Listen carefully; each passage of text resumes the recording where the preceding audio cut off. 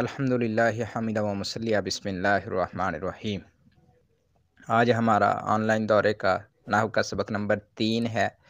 2 में हमने मुफ़रद की तारीफ़ से पहले पहले पढ़ लिया था। मुफ़रद की तारीफ़ के मुख्तलिफ़ इश्कालात को हल कर दिया था। तो अब इसकी 3 किस्में हैं। मुफ़रद की 3 किस्में हैं, इसम, फ़ेल, हरफ़। वजह हसर मैंने ज़िक्र कर दी है। दोबारा फिर ज़िक्र किए देता हूँ कि मुफ़रद की जो 3 किस्में हैं, इसम, फ़ेल, हरफ़, यही कलिमा की 3 किस्में हैं, इसम, फ़ेल, हरफ़। इन्हीं को से अक़साम कहते हैं। मुझे पर्सनल में बहुत सारे सवाल आए कि से अक़साम से क्या मुराद है, इसम, फ़ेल, हरफ़। फिर एक और इस्तिलाह भी चलती है, अक़साम सलासा से क्या मुराद है, इसम, फ़ेल, हरफ़। जब अक़साम सलासा से मुराद पूछ लिया जाए फिर भी इसम, फ़ेल, हरफ़। से अक़साम से मुराद पूछ लिया जाए फिर भी इसम, फ़ेल, हरफ़ होगा। अगर कलिमा की किस्में पूछ ली जाएँ कौन कौन सी हैं फिर भी इसम, फ़ेल, हरफ़ मुराद होगा। अगर मुफ़रद की अक़साम पूछ ली जाएँ तो फिर भी इसम, फ़ेल, हरफ़ मुराद होगा। तो ये भी बात ज़िक्र कर देना मुनासिब है कि पूरी नहव और सरफ़ का दारोमदार इसम, फ़ेल और हरफ़ पर ही है। जिसको इसम की तारीफ़, अलामात और इसम की तमाम आबास याद हैं, फ़ेल की तारीफ़ और इसकी अलामात और इसकी तमाम आबास पुख्ता हैं। फिर इसी तरह हरफ़ की तारीफ़, इसके फ़वाइद और इसकी तमाम अक़साम पुख्ता हैं। वो इंशाअल्लाह नहव में कभी कमज़ोर नहीं हो सकता। नहव में सिर्फ़ 3 ही बातें हैं सीखने के काबिल, इसम, फ़ेल और हरफ़। और बड़ी हैरानगी होती है कि बड़ा लंबा कोर्स करने के बाद एक तालिब इल्म इसम, फ़ेल और हरफ़ इन 3 चीज़ों पर दस्तरस नहीं हासिल कर सका और इन 3 चीज़ों को पुख्ता नहीं कर सका, एक महदूद कवायद को याद नहीं कर सका। मेहनत से याद हो जाते हैं और लगाव से। नहव को नहव के साथ अपना राब्ता मज़बूत करने से, नहव को ज़्यादा टाइम देने से नहव बिल्कुल आसान हो जाती है, रुझान बन जाता है एक। और ज़हन से मुश्किल का बोझ है जब ये उतार दिया जाए तो नहव इंशाल्लाह बहुत आसान हो जाती है। हमारे मदारस में ये हवा बिठा दिया गया, नहव बड़ी मुश्किल है, इसीलिए तो बच्चे ज़्यादा नहव में मुश्किल समझ कर पीछे हैं। जबकि नहव में मेहनत करने वाला तालिब इल्म बहुत सारी भलाइयाँ हासिल कर लेता है और बहुत सारी कुतुब का मुताला शुरू कर देता है। अकीदा, तफसीर, अरबिक उसूल, मुख्तलिफ़ कुतुब का मुताला शुरू कर देता है क्योंकि वो नहव में मज़बूत हो चुका है, उसको अरबी इबारत पर पुख्तगी हो गई है। इसम लुग़तन नाम को कहते हैं। तारीफ़, इसम वो कलमा है जो अपने माना पर ख़ुद दलालत करेगा और इसमें तीनों ज़मानों में से कोई ज़माना नहीं पाया जाता, जैसे ज़ईदुन, इल्मुन, आलिमुन।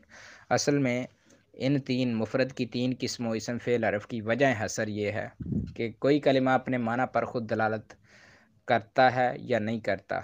अगर वो अपने माना पर ख़ुद दलालत करता है तो उसमें ज़माना पाया जाता है या नहीं पाया जाता। अगर ज़माना पाया जाता है तो फिर वो फ़ेल, अगर ज़माना नहीं पाया जाता तो इसम। अगर ना तो वो अपने माना पर ख़ुद दलालत करता है और ना ही उसमें ज़माना पाया जाता है तो ये हरफ़ हो जाएगा। मैं दोबारा फिर वजह हसर ज़िक्र कर देता हूँ।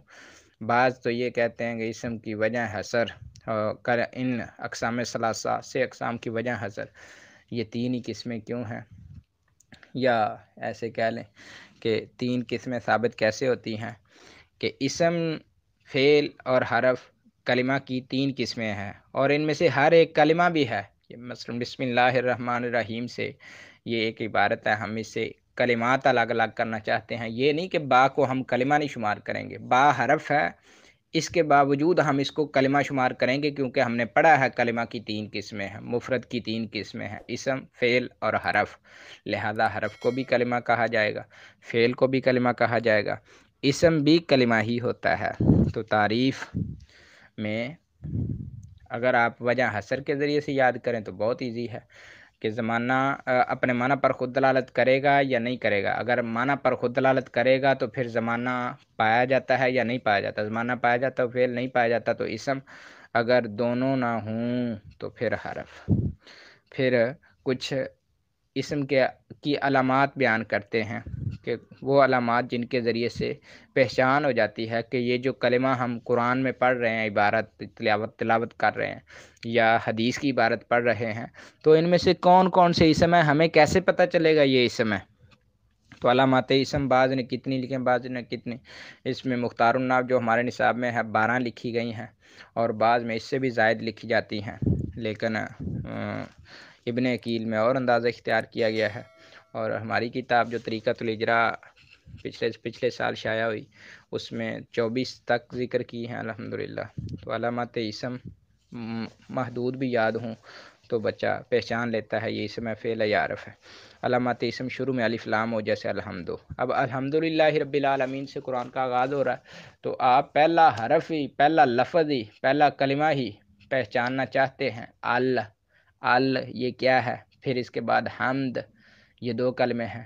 تو اب الحمد یہ پورا کلمہ جو ہے یہ کیا ہے؟ اسم فعل یا حرف ہے. یہ اسم علامت کیا ہے؟ اس کے شروع میں الف لام آ گیا، کیونکہ ہم نے علامات اسم میں یہ بات پڑھ لی ہے کہ جس کے شروع میں الف لام آ جائے گا وہ اسم ہوگا.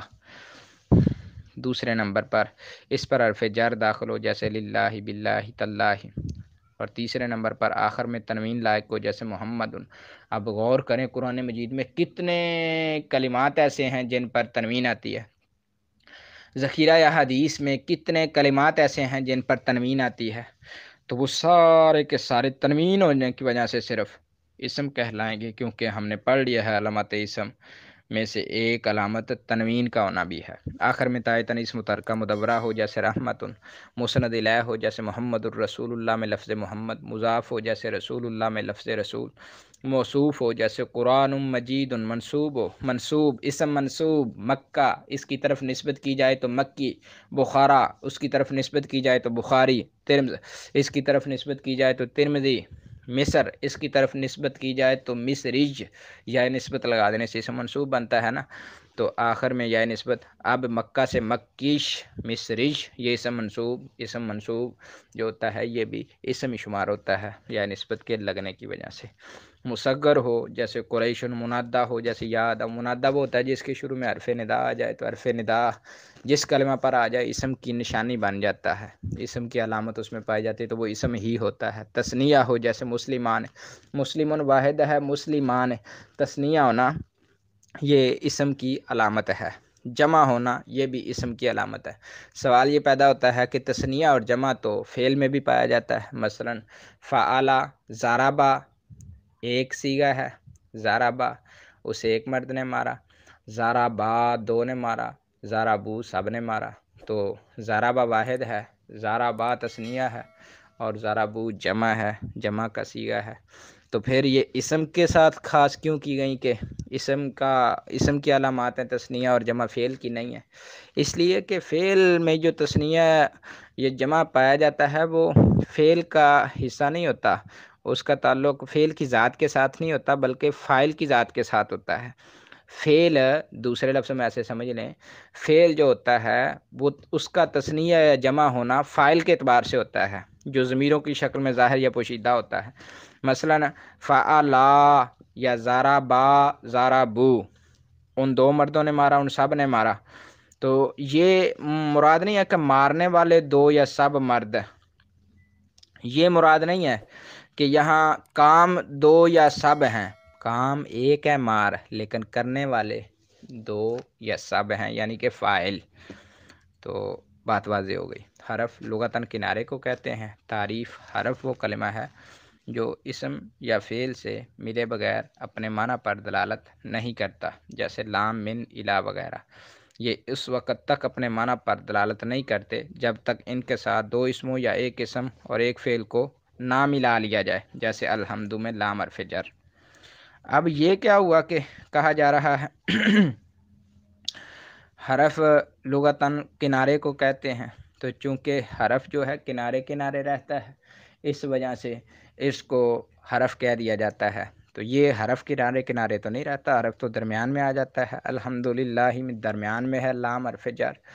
مطلب کیا ہے کنارے کنارے رہنے کا؟ مطلب یہ ہے کہ حرف جو ہوتا ہے یہ کلام میں مقصود بالذات نہیں ہوتا. مقصود بالذات کلام کے اندر دو چیزیں ہوتی ہیں، مسند اور مسند الیہ. یہ ان دونوں سے خالی ہوتا ہے. حرف نہ مسند ہوتا ہے نہ مسند الیہ. دونوں چیزیں حرف نہیں بن سکتا. حرف نہیں بن سکتا. تو لہٰذا یہ کنارے کنارے پہ واقع ہوا کہ یہ دو کلام کے اصلی جز تھے، ایک مسند اور دوسرا مسند الیہ. دونوں ہی یہ نہیں بنتا. علامات حرف کی علامت یہ ہے کہ اس میں اسم یا فعل کی کوئی علامت موجود نہیں ہوتی. تو فائدہ حرف کلام میں مقصود بالذات نہیں ہوتا. یہ دو اسم اور فعل یا دو. اب مقصود بالذات کی میں نے ابھی وضاحت کی ہے کہ حرف کلام میں مقصود بالذات، کہ مقصود بالذات دو چیزیں ہوتی ہیں مسند اور مسند الیہ کلام میں، یہ دونوں ہی نہیں بنتا. یہ تو صرف ربط کے لیے آتا ہے. وہ ربط کبھی دو اسموں میں ہوتا ہے، کبھی اسم اور فعل میں، یا دو جملوں میں. ایسے جیسے فناظرۃ الی میسرۃ آمن باللہ ان کنتم تحبون اللہ فاتبعون. کل سے انشاءاللہ مرکب کا سبق ہوگا. یہ 10 منٹ کا سبق کافی لمبا ہے یاد کرنے کے اعتبار سے. اگر کوئی یاد کرے، اللہ تعالی ہمیں نحو میں مہارت حاصل کر کے قرآن و سنت کو سمجھنے والا بنا دے. السلام علیکم ورحمۃ اللہ وبرکاتہ.